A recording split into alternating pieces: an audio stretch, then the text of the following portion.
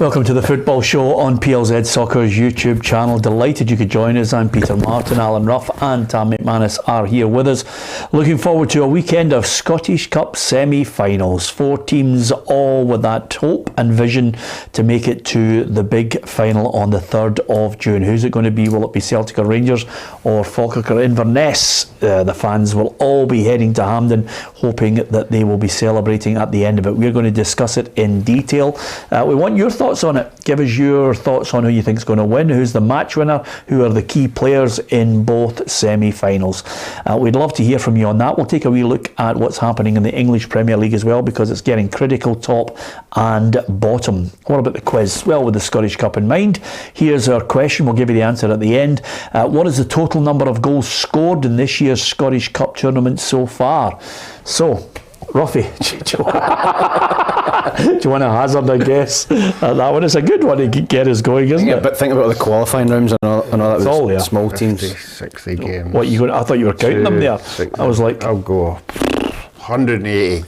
180. 180. Yourself, Tam? I'll go 150. 150. Okay, right. Okay, interesting that you two have gone so low. Give us your thoughts on what you think it will be. I have no chance You two are way off it.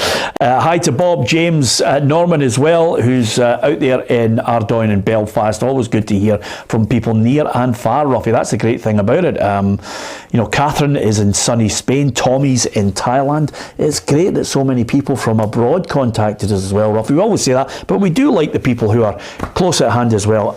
Yes, we do. I mean, but we'll take any call or anything. Anybody who has listened to the show far and wide and or watching it, and watching it, and getting comments. Yes, it's great.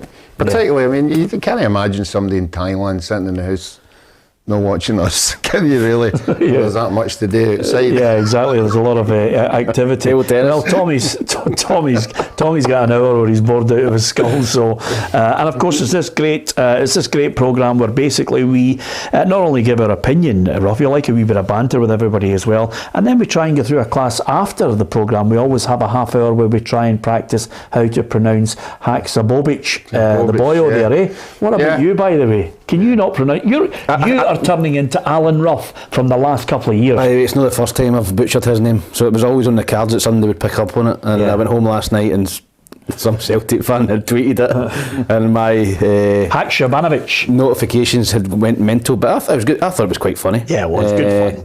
Haksabovic. Good if you'd meant it. Yeah. Exactly.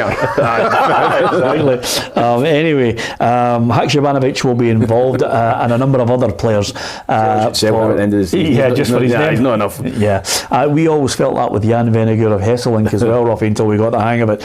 But nevertheless, we're wondering who's going to be fit in all these games. Will the key players be there for the managers to select? 3 for Celtic, 2 for Rangers will be back in contention. Whether they're going to start or not is open to debate. We'll discuss that. First of all, as far as the Rangers camp's concerned, Ruffy, Connor Golson, Ryan Kent, Scott Wright, Alec Lowry, they all return to training. So Michael Beale will assess them as well as others. Yeah, I think Golson's the biggest one. I think Davis and Suter were a wee bit edgy last week against Aberdeen. Obviously, they were the two that were in the game who obviously they got beat, but Suter obviously made a mistake in the last Celtic game. That'll be playing on his mind a wee bit. So I think Celtic would prefer these two to be playing, because Golson is the captain, isn't he? And he's a leader by example, and I think the Rangers supporters would prefer if he was playing. Yeah, okay. What about the news from that Rangers camp? Well, Adam Binney was out there to get the thoughts of not only Michael Beale, the Rangers manager, but Borna Barisic. Thanks, Peter. I'm at the Rangers training centre this afternoon to speak to manager Michael Beale and Borna Barisic ahead of this weekend's massive Old Firm Cup semi-final clash at Hampden in the Scottish Cup. Rangers winless in the last 4 Old Firm derbies. It's been a whole year since they were able to get a victory over their rivals in this competition at this stage last year. Speaking to Michael Beale, he believes the players have a lot to prove. So no, they don't have to prove anything to me, maybe to themselves and maybe to the fans for sure. And obviously that will to win, that's what they signed up for coming here. And this season we're going to finish in second in the league. We've runners up in one cup competition. We want to go and win the cup. That's clear, and it will be bitterly disappointed if we don't, but we have to keep moving forward. Last night, Borna Barisic was nominated as one of 3 players up for Rangers Player of the Year for the season. He was speaking to the media this afternoon and says this Old Firm derby was a little bit different this time. Listen, to be fair, I started to prepare this week from the start because I know how much this means to this club, to our fans, but also this time I feel something like more special, honestly. Like I feel that we need to win. I don't know. This time I feel something else. I don't know why. I mean I know why it is. I know why it is deep in myself, but yeah, I will prepare myself very good for this game. Yeah, and I think from the Rangers camp, regardless of the 11 that he picks, the Rangers fans want to see effort. They want to see a different outcome, obviously, but they want to see them going at it and not the same result. So some big players, I think, have to step up to the plate, Ruffy. Yeah, it's been very obvious with the media, any Rangers player that's come out and been talking about the game. They keep trying to convince themselves that there isn't a massive gap between the two teams. And on the evidence that they've played in the 3 games that they've played, he probably is right. But at the end of the day, you know, they haven't won any games. And unfortunately for the man that just got interviewed there, he's been culpable for a couple of the goals at the back post. You know, he loses track of runners. So, you know, I just think that the result against Aberdeen last week wasn't a good one getting into this game. You know, it's okay saying, oh, we should have won the game in the first half, but it all seems to be we should have this, we should have that, we should have this, but it's not happening. Yeah, it depends on what way you want to spin something. I mean, I read in one of the newspapers, I can't remember which one, in the tabloids, suddenly saying this could be the wake-up call. Oh, it's the only way you could spin a defeat against Aberdeen.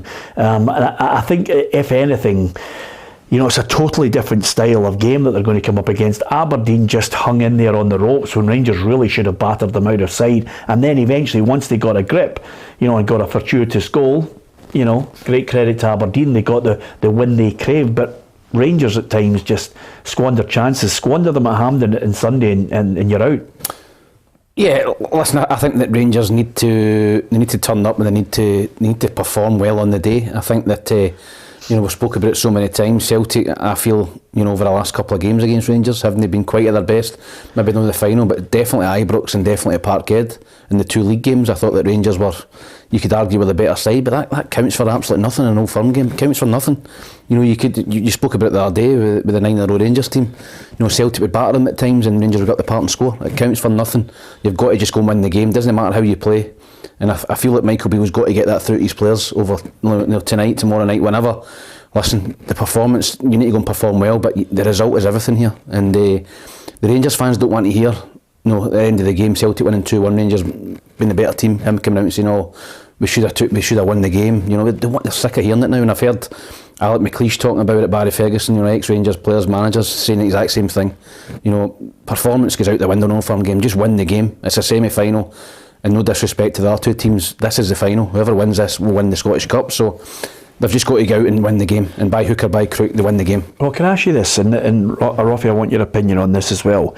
If plan A at Celtic Park was sit in and they get battered 4-0, and then plan B is try the high press and still, you know, can't get the better of Celtic, what's plan C? Do they need to be aggressive? Do they need to get in their face? Do they need to somehow unnerve them with a physical approach? Possibly. Listen, I think that I don't think that Rangers team's built to go and be physical. I think bar Ryan, Jack, Lundstrom, I don't think Lundstrom will play. I think Jack will possibly play. Well, have a look at that. What we think might be the predicted 11, because clearly it could change depending on how Michael Beale realises what he has at his disposal. Ryan Jack fit? Well, this is the big question, you know. It's McGregor, Tavernier, Golson, Davies, Barisic, Lundstrom, Raskin, Cantwell, Tillman, Kent and Morelos. I mean, he could look and say to himself, do I throw Golson in, or do I put John Souttar in there? No, I think if Golson's trained, I think if he's trained today, tomorrow, I think you play him.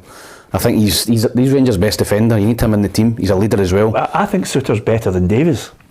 I don't think he's a better defender, Peter. I think he's a better footballer, but I think as a better defender, I think Davis is plus he's left-sided to give you a bit of balance as well. So I would play Davis and Golson if they're both fit. Morelos is a big one. You know, Morelos is.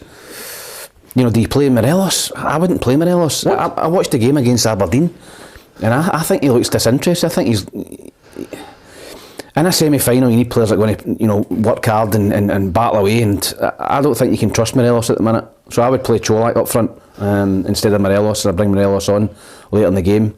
But I'm looking at the Rangers team, Peter, and Jack's out for the season. Jack's out, so Lundstrom probably plays. I think that's a blow, and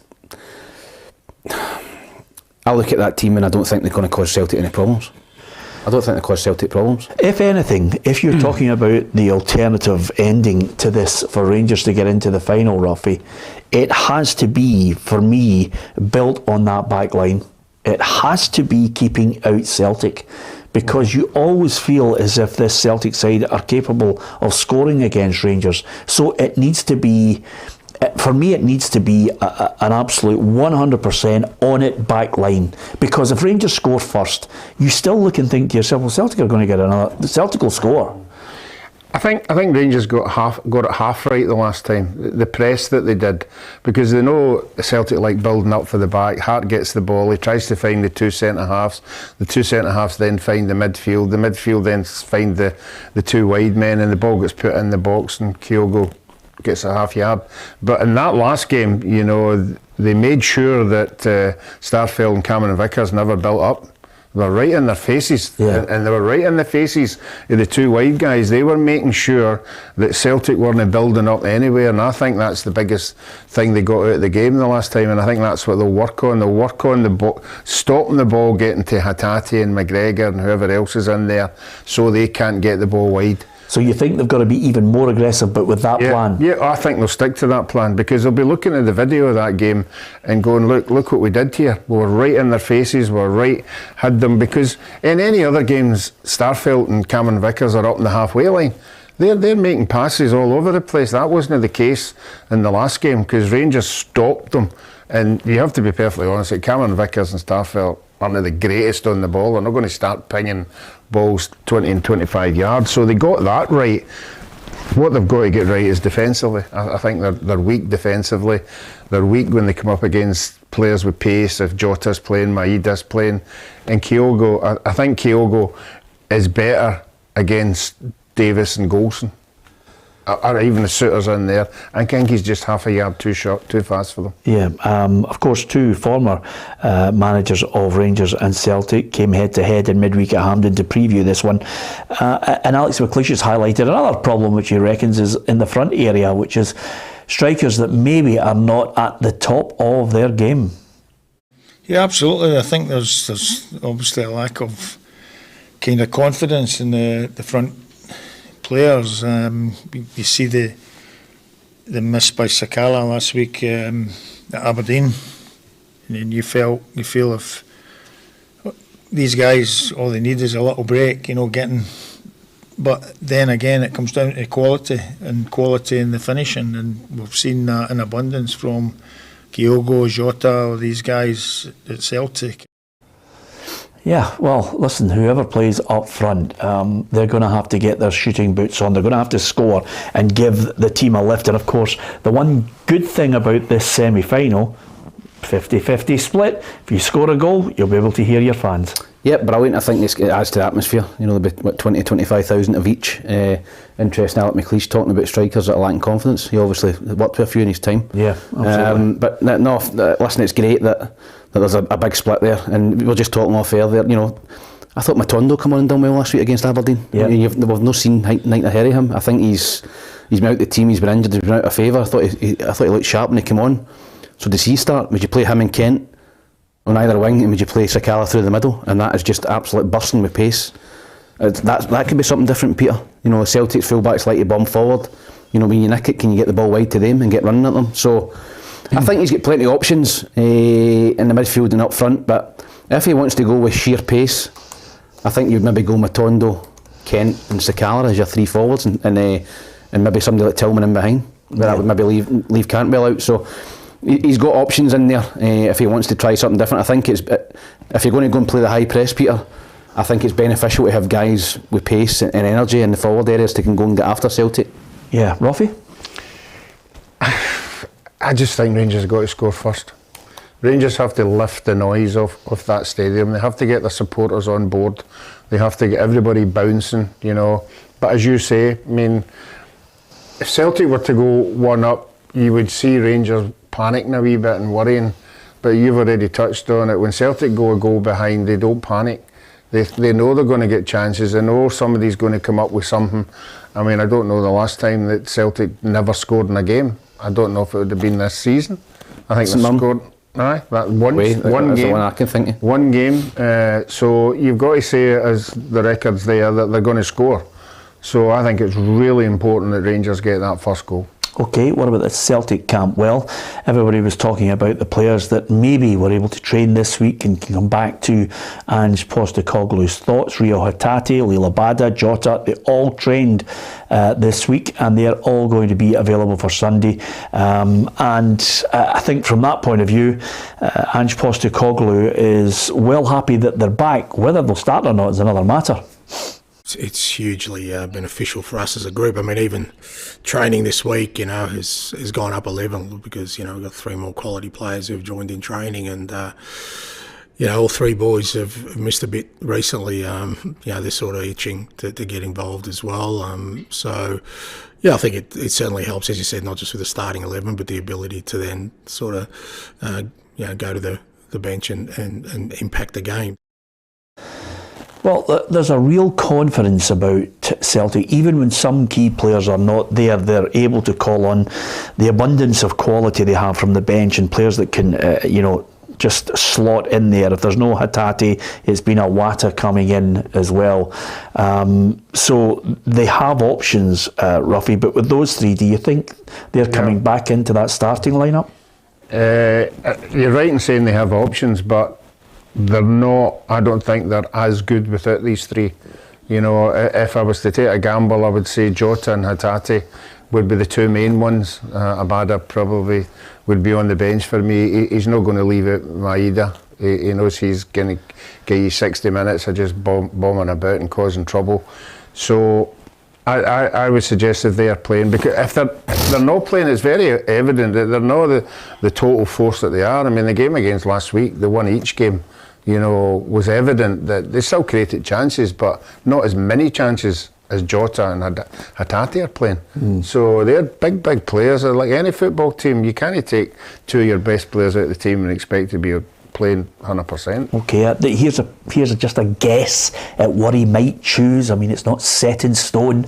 It's just an observation of what would be his strongest 11, maybe. Hart, Johnson, Carter-Vickers, Starfelt, Taylor, McGregor, Hatate, Moy, Jota, Kyogo, Maeda. Is there anything there that you would tweak on that potential starting 11? Probably not. I think that would be a very, very strong Celtic team. I think if that was to line up on Sunday, I think the Celtic supporters would be fairly happy. I think, and obviously you've got players to come off the bench. You know, Abada's one, you know, he's got a great record against Rangers. You know, and if you're a sub and you're coming on for Maeda, you know, you're buzzing because he's going to run that full back ragged, whether that's, you know, Tavernier on that side or Barisic. You know, as Ruffy says, 60-70 minutes non-stop. You know, the full back will be tired when you come on. So Abada could be one that could come on, but I just think it strengthens Celtic's options, you know, and like all semi-finals, you know, substitutes are crucial, particularly with the 5 substitute rule. I think Hampden's a big pitch, it's a big occasion, you know, there's going to be tired legs in the last 15-20 minutes, and you know, that's where you look at your bench and you go, right, he can go and win the game for us, or he can go and add to the goals we've scored. So listen, you've got Abada and you've got the lad they signed for Ruben Kazan as well, who's on the bench. Yeah, Haksabanovic. So he's just going to throw it over to me, Ruffy. Whereas what you used to do is you used to annihilate the name and just come up with what you thought it sounded like. What did you make of that starting 11? Yeah, I wouldn't tweak that at all. If they're fit, the only worry I would have is match fitness. They've not played for 2 or 3 weeks, but he's already said there they train at a level, you know, that's peak all the time. So they would be up to a level at training, you know, and they're experienced players. I wouldn't think they'd be affected. You could look at it the other way. They're fresh, you know. They haven't been carrying any, not playing. They haven't been. But I just think you Jota. You can spin it any way you want, Ruffy. No, Jota for me is the match winner. Yeah. On his game. You know, him and Hatate. As Tam said, the Celtic fans, if they saw that team there, they'd be over the moon. Well, the other aspect of this, which I think was something that I mentioned, and only because, you know, when you see one team that's stronger and always seems to have the Indian sign over the other team, and I look back at Rangers' 9 in a row side, and of course, you know, this current Celtic side, you have a situation where they don't at times pay one iota of attention to people who say, "Oh, Rangers played well." All that matters is winning the game, and that seems to be the ethos among the Celtic players who think, okay, it hasn't quite been the game that we were looking for, the potential to play that free-flowing football. Rangers have got, you know, that wee grip on the game, but suddenly up pops a Kyogo to get a draw at Ibrox. Suddenly Jota nips in after a poor pass back and the game's over. Yeah, I just think it's mentality, Peter. I think that when you're used to winning, and those Celtic players, you know, Carl McGregor, you know, James Ford, guys like that, they're just used to winning games and winning trophies. Before that, guys like Scott Brown, Lustig, they're just used to winning, Peter. And the performance, they know, even if they're not playing well, they can still win the game.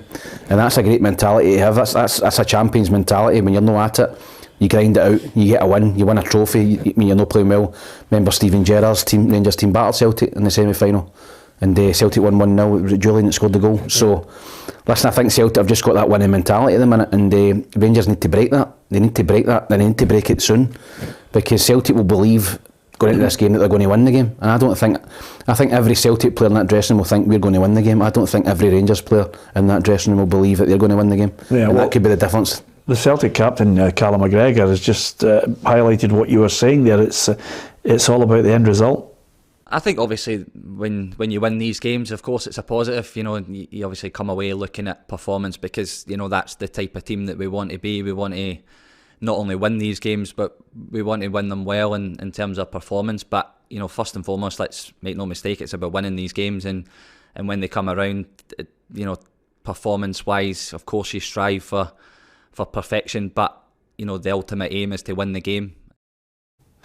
Yeah, winning the game, and he knows all about that. What a medal haul he has. Yeah, he's been fantastic since he's taken over with Scott Brown. An enormous mantle to take over, but he's done it, and he's done it well. You know, he comes over very, very well in the press conferences, and on the park he just proves that year on year he's getting better and better, and that's why people keep saying, oh, he could play in the English Premiership, no problem. He could, because that's how good he's got. Yeah, of course, when Martin O'Neill was the manager of Celtic, he would come up against Alex McLeish. The two of them would go head to head over a number of years. And of course, Martin O'Neill came up against Dick Advocaat's strong Rangers side. So he was well placed to assess both teams. And he reckons in this game, all the pressure is on Rangers. Of course, he'll want to win the treble. Of course, he'll want to do that there. And last year he won 2 of them, so I'm sure he does. But if you're talking about pressure, if Rangers end up winless this season, then that's pressure again, because that's what these clubs are based on. You have to win the trophies. So from that viewpoint, I would imagine Rangers would probably be under more pressure. Yeah, is that a fair comment? Yeah, I think it is. I think that, listen, Celtic, the main thing at the start of the season is to win the league. And Celtic are going to win the league. They're going to get into the Champions League and get the money that comes with that. I think that the Cups, obviously you want to win the Cups as well, but if Rangers win this game, you know, win the Cup, I don't think it's a disaster for Celtic. You know, they want to win the treble, don't get me wrong, they want to, you keep winning, but it's not a disaster. And I think if Rangers don't win anything again this season, then that increases the pressure on the manager going into next season. That little bit of credit in the bank that a cup win would give him, you know, he loses that, and at the start of the season automatically straight away you're under the cosh. Yeah, I mean that's the key issue here. I personally think he's got to be given his own time over the summer to put his own team on the park, but he's still, as a coach, under the immense pressure of being a Rangers manager, having to deliver, and sometimes, as we've witnessed this season, sometimes you don't get the time. But I think it would be a huge shot in the arm for Rangers if they could win and then go on to win the cup final, and that would be, I think, it would really galvanise the Rangers support when they're putting their money down. A lot of them have put their money down already for season tickets, but it really would galvanise them. So but I think a lot of them would make a lot of noise on Monday onwards if it didn't go according to plan.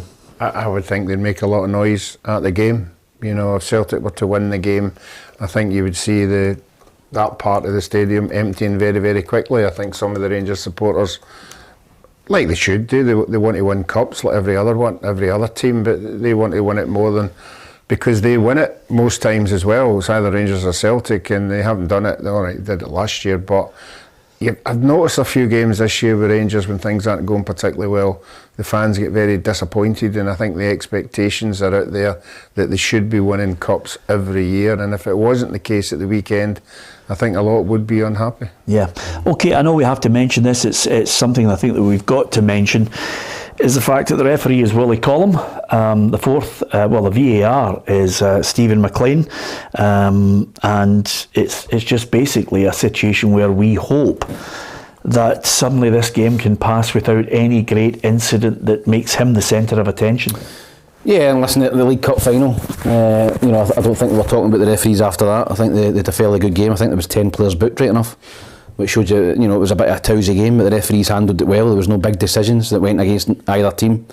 But as you see with Kevin Clancy at the game at Parkhead, it's a big decision that Rangers fans didn't like, and all of a sudden, there's a lot of furore about that. His details are getting so. Listen, we hope we're not talking about referees. We hope we're talking about a good game of football. Two good sides and a great game. The best team won on the day, and it wasn't down to decisions. But listen, the referees are always under pressure in this fixture. It's the biggest fixture we've got.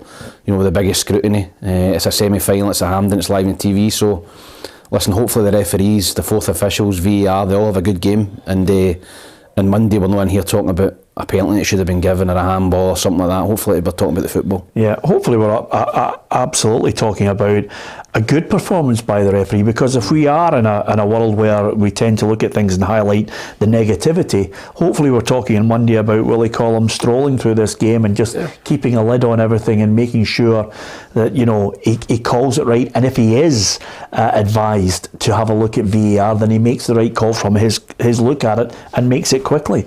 Yeah, making it quickly is important, but I think the players in these games are just as important to behave themselves properly, because we've seen it on numerous occasions, players diving and trying to get a penalty and making the referee make a decision. We've saw the challenges that we've talked about, we've all got a different opinion.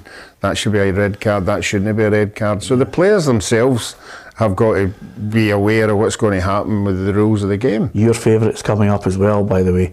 Hands in an unnatural position, it's a stonewall certainty. I'm going to make a prediction to you, Ruffy. I've got a gut feeling I think there's a penalty in the game. I don't know. I think Willie Collins gave quite a lot of penalties this season. I think there's going to be a penalty. I don't know who for, Ruffy. I'm just saying there's... I think another alarming fact is I think Willie Collins had about 4 or 5 decisions overturned. Right, okay, so you're not too confident about the referee? No, I think if the referee makes a decision, you should stand by it. You shouldn't be going to tribunals and get them overturned. Okay then, so you're looking for him to be forthright in his opinion. Make it right. Yeah. Just be right. Yeah. And no handball in the last minute of a game. Imagine a handball, a dubious handball. Yeah. In the last minute, and it's none each. Well, it is coming at some point in the future, isn't it, Tom? It is, and I think whoever gives it just needs to get a one-way flight to, I don't know, Mars. Yeah. And Elon Musk's rocket. But Peter, I hope we're talking about the football. I hope the referees have a good game, because they're under scrutiny. We didn't like to see Kevin Clancy, his family life affected by the last game because he gave a decision. It was an absolute disgrace. So hopefully, as I said, the referees, officials are under pressure, and hopefully they get the big calls right. I'll tell you one thing, and I'd love to, and obviously we will do a feature on it, Ruffy, but apart from anything else, preparing for this sort of game, psychologically from a refereeing perspective, yes, you've got to have that thick skin, yes, you've got to have a confidence in your ability to implement the law, but there must be tremendous pressure. There's stress right now. Even before we hit this semi-final, the build-up to it in the last 3 or 4 games, I don't know about you, but I've felt the whole thing has intensified, and it's become a I think at times more vitriolic. I don't think the clubs have helped with this. We are writing letters right, left and centre. We want to change the rules. I don't think they've helped the whole situation. It's inflamed it in my view. So I hope we're able to keep a lid on that. But I don't know how referees cope psychologically. I mean, if you're in a situation where suddenly your family is under pressure from people making stupid threats, that is not a good situation. And I think this game, is...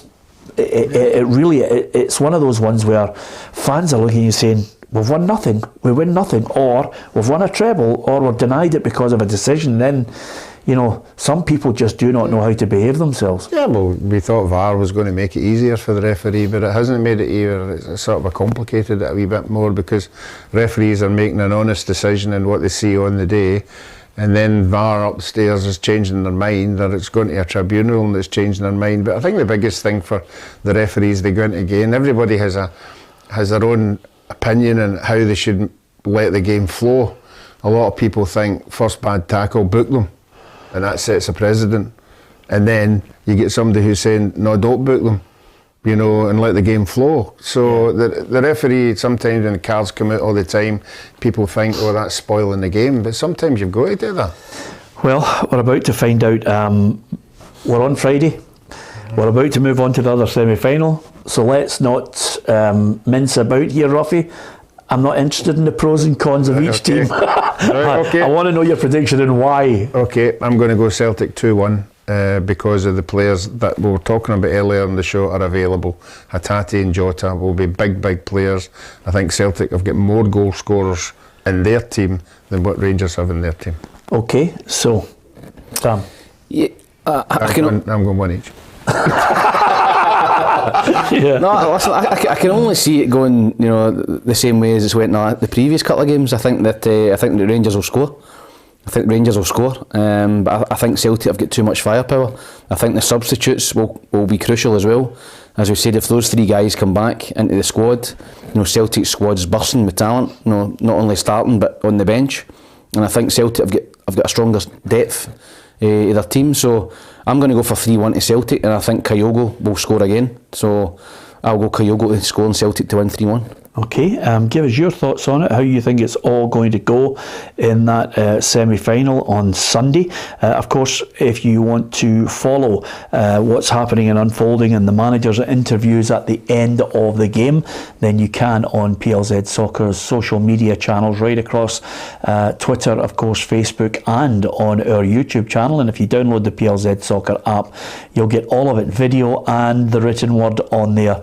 And we'll be giving you the build-up as well, hearing from fans on the Saturday and the Sunday. Certainly looking forward to it.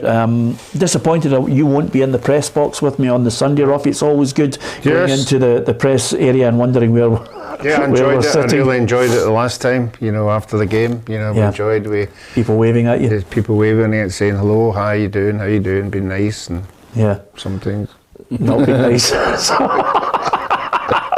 Fantastic, Ruffy. You always love the noise up of it. And of course the other thing about it, which I think is a good thing, Tam, is I think it's good that we don't have a situation where they're allowing the fans in early enough to put their tifos and everything and their banners down, because that led to running battles outside, which does not help the people who live around that area. Yeah. Listen, I think that the fans have got to behave themselves. I think that you're looking at this game; it's a massive fixture, and you're right. That surrounding area in Mount Florida. You don't want people's cars getting tanned and people fighting, and trying to steal each other's flags for social media and all that nonsense, and running battles with the Green Brigade and the Union Bears. You want them to go to the game, enjoy the game, and then just go home safely. So, listen, hopefully that's the case. And let's hope the people who make the decisions not to let fans into grounds see what kind of spectacle it is, both sets of fans in this game. Rangers and Celtic fans in. The point I'm trying to make. Yeah, that there should be away fans at the other games. Well, the league. Yeah. No, let's see, when they're watching the game and they say to themselves, well, why are we stopping fans into a game? This is fantastic. This is a spectacle. This is magnificent. Yeah. Well, remember, just before we start a riot on the feed here, that's about petty boards. That's chairmen and chief executives who are petty and pander to a small minority of lunatics. Is that fair? You said it. Yep, I think so. Anyway, you've got the opinions. You've got the opinions. You'll get it on this programme on a regular basis. I think it's going to be great. I agree with you, Ruffy. A great spectacle, 50-50. Rangers and Celtic fans there in full voice. Obviously some of the songs I don't like to hear, but other than that, the spectacle is fantastic. And when you hear the noise, when the goals are scored, that just creates it. It's absolutely magnificent. There is, as a spectacle, certainly not as a football spectacle, but as a spectacle of one of the top derbies in the world, everybody loves a Rangers-Celtic game because of the fans, that colour that it creates, and over and above that, hopefully sometimes football breaks out and we get a good game as well, because it's not the best sometimes technically. I mean, there are other great derbies in the world, Ruffy, but there's just something about this one that's special, and so many great games that I've watched down through the years. Yeah, it must be something special. I mean, we've been used to it for 20, 30 years of seeing it, but when people for down in England, footballers for down in England are desperate to come up and see it because they've heard what it's like, it tells you it's different for other games, and the fans make it. The fans make it a spectacle.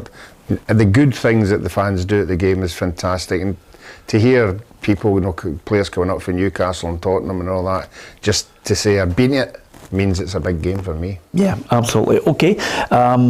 For what it's worth, I think Celtic have got too much, Ruffy. I think I agree with you. 2-1 to Celtic 2-1 on me. the day, because I think they've got far better players right across the three crucial areas. I think the one saving grace for Rangers is Alan McGregor, because at times he, time and time again, comes up with big saves. He's going to be crucial. I think Rangers, as you mentioned, their back line is weak, can be got at, and Celtic's midfield way too strong. How do you feel about it? Give us your thoughts on how you think the game's going to go. It's all about opinions. It can go either way. A sending off can change the game. A penalty, who knows? Really looking forward to it.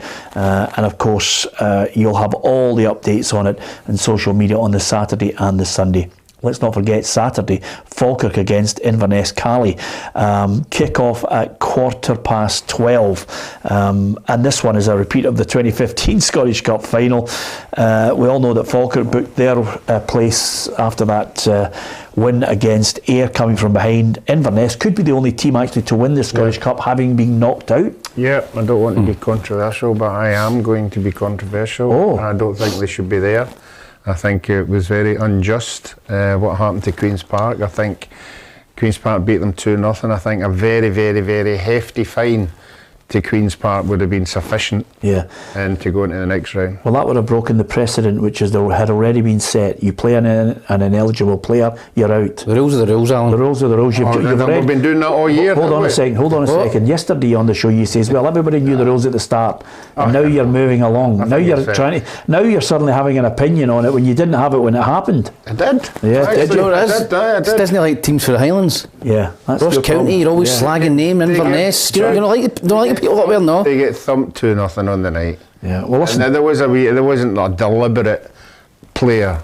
They didn't deliberately throw an illegible player Well, in absolutely, it was a but- technical mistake by somebody, and a heavy fine, Yeah. 30 grand, 40 grand, whatever. No, there's nothing worse Sufficient. than I didn't deliberately try to upend him in the box, but there you go. I didn't think it was a penalty, even though I soft, took Alan. him from the thigh out.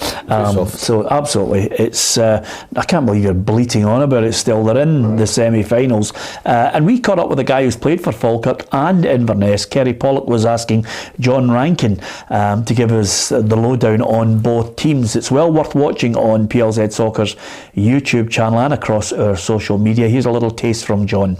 They're obviously all looking forward to it. They're all desperate to play. It'll be interesting to see how we both adapt, as in if the manager names a team in the build-up to the week or names a team on the Saturday, because there's obviously going to be a lot of nervous energy. But from a player's point of view, it's one that they're looking forward to. They're playing in the country's biggest stadium, the largest stage, and a chance to play in a Scottish Cup final. So there's a lot at stake, and hopefully that they can enjoy the day rather than it being a nervous occasion. I think they'll both approach it to win.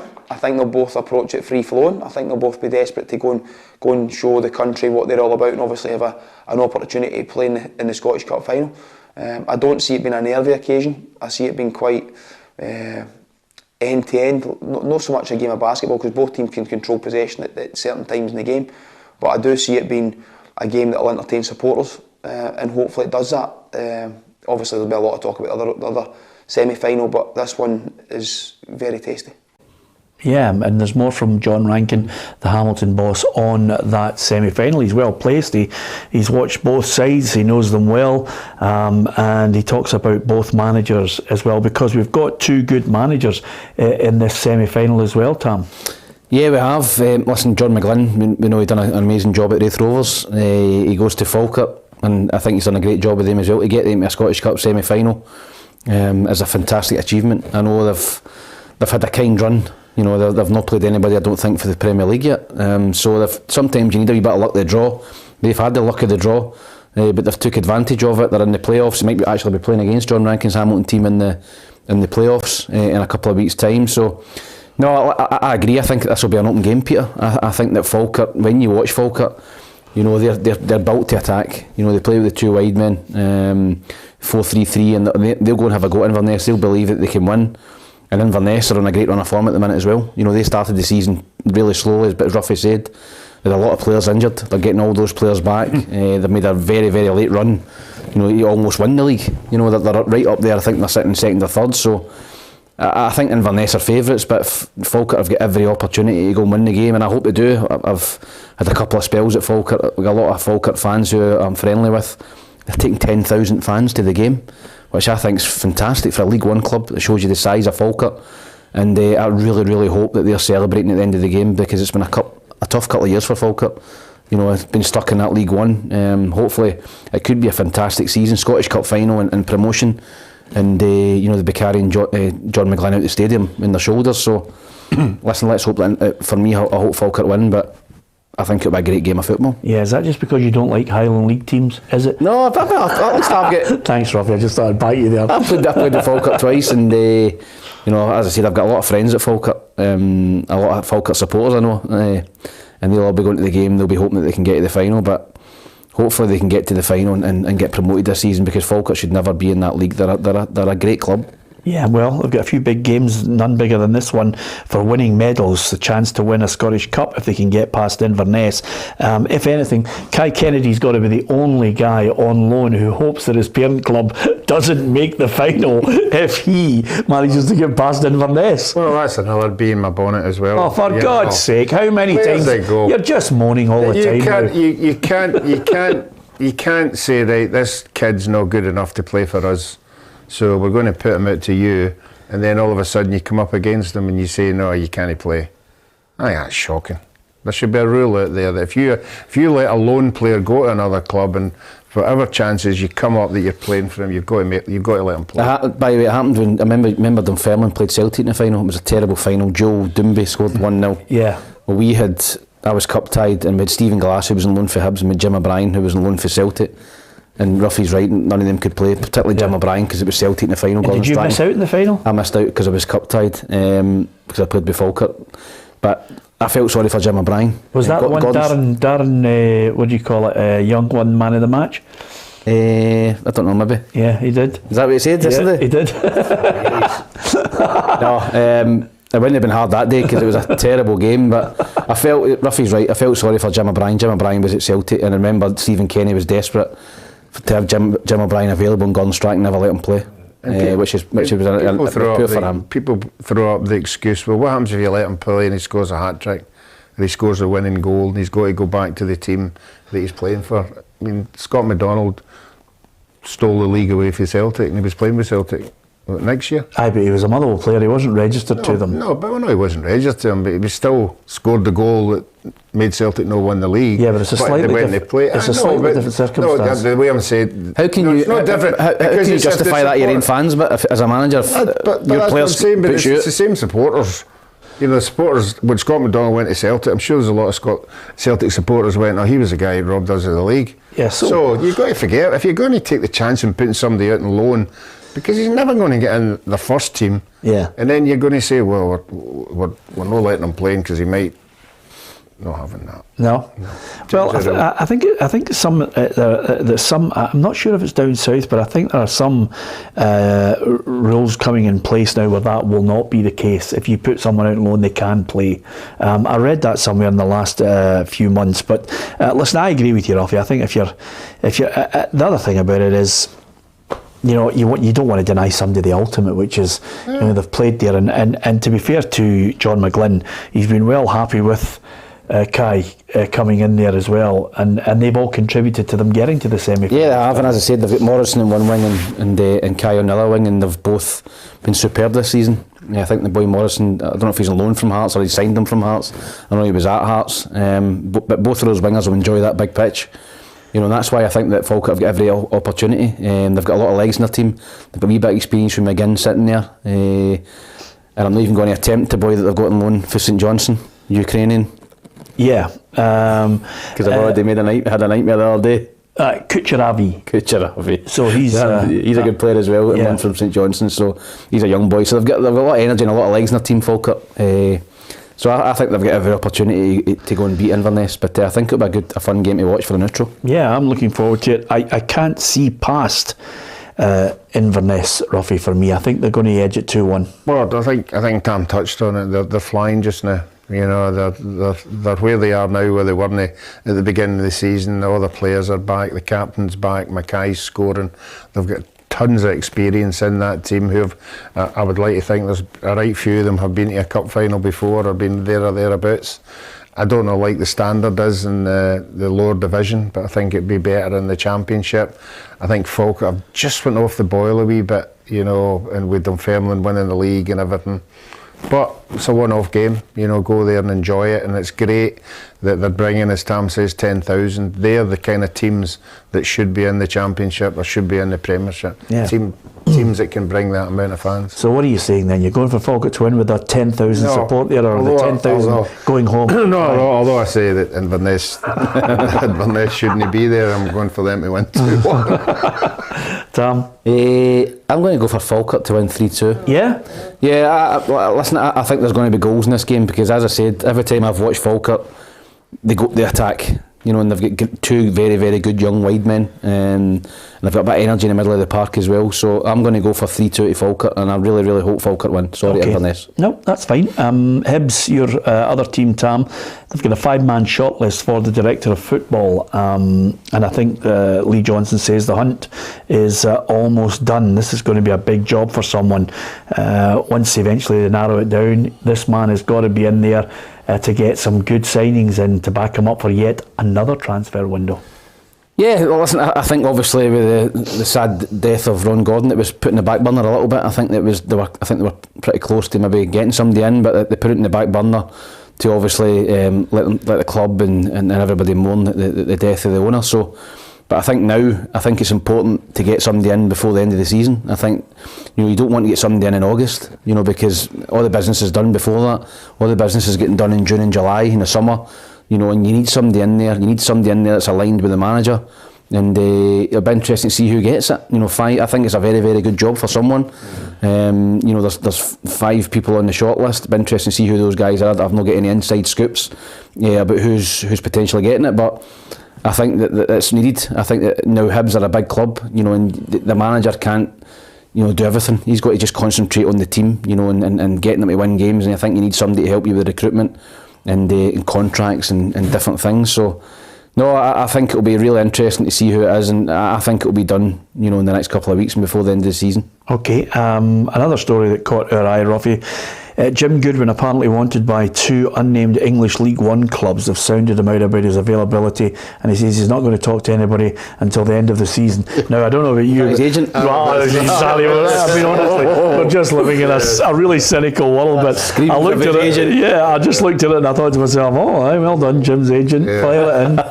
Yeah, I mean, that's what it looks like. If he saves Dundee United, now remember, Ruffy, we were looking at them and thinking they're gone. Yes. Yeah, he's done remarkably well. You know, he got a couple of rubs of the green, a couple of penalties at crucial games, and it's gave the team belief that they can get out of it. I think they've still got a wee way to do. So his agent better keep these two two teams handy in case it goes pear-shaped. Yeah, listen, good luck to Jim. He's a good lad. We like him, and here's my catchphrase. He's a good lad. He's a good lad, I right? really do hope that he does well at Dundee United, especially after the pain.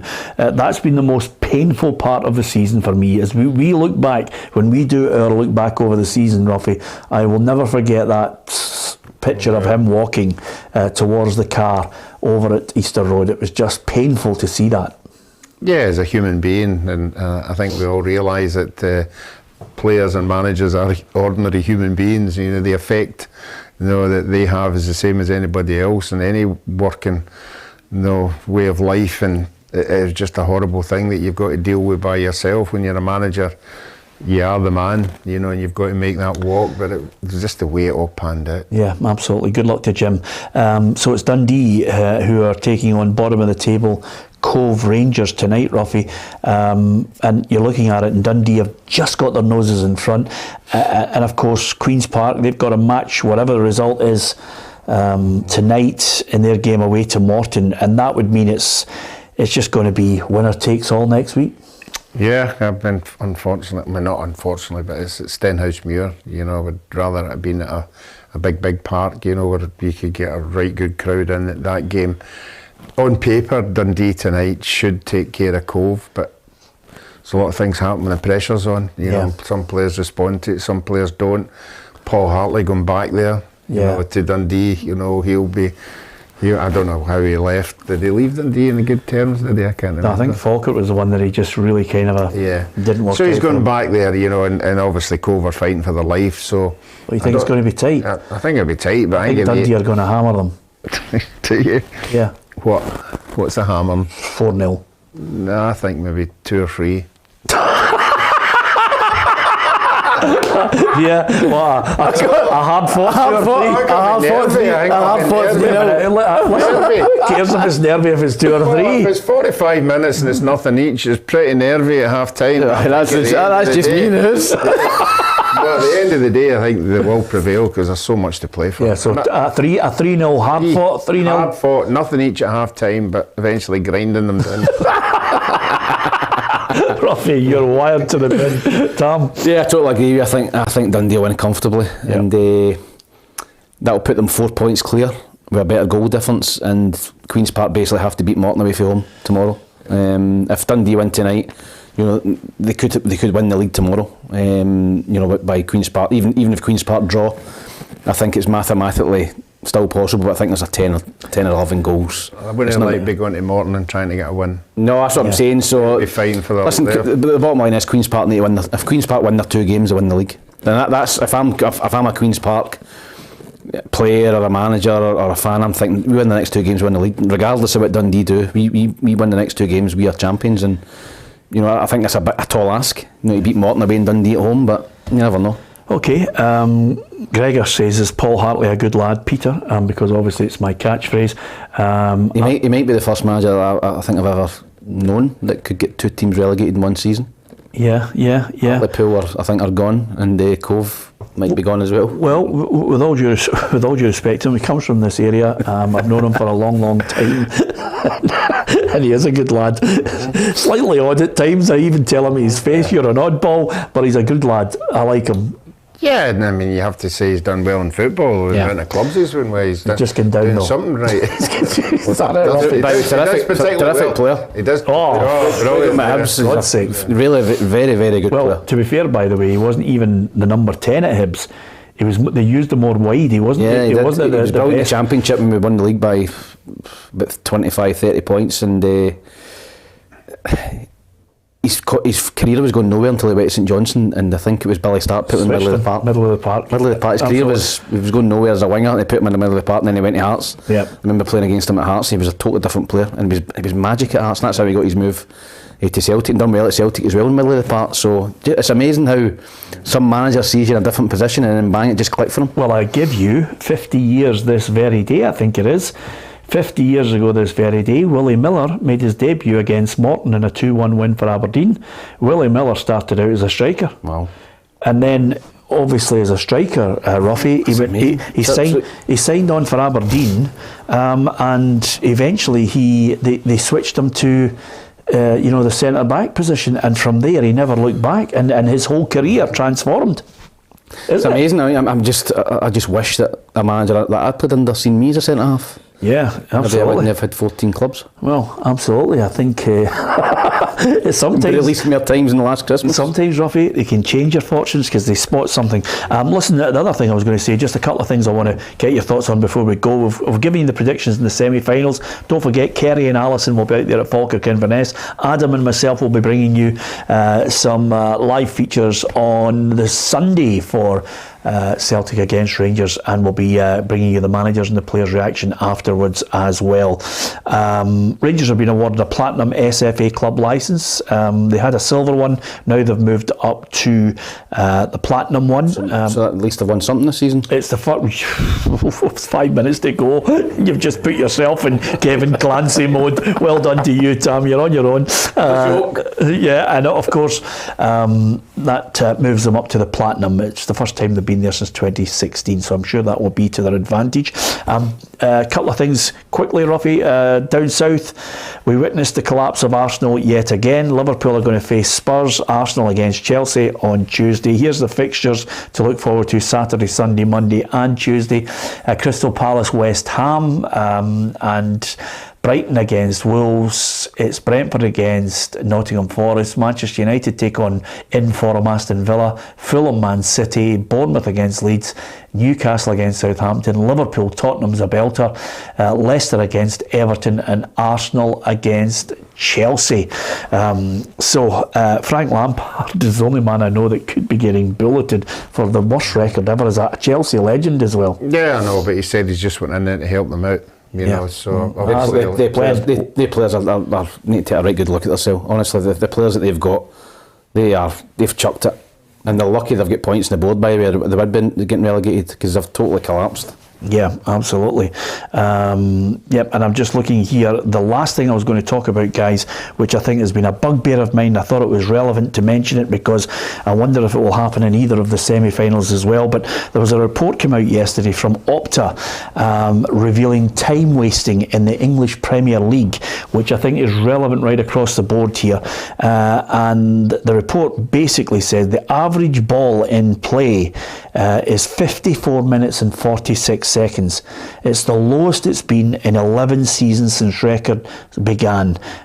Man City have the ball in play 61% of the game, Newcastle 52%, and the shortest game of the Premier League season so far, Leeds United's 2-2 draw against West Ham. The ball was in play for just 42 minutes 12 seconds.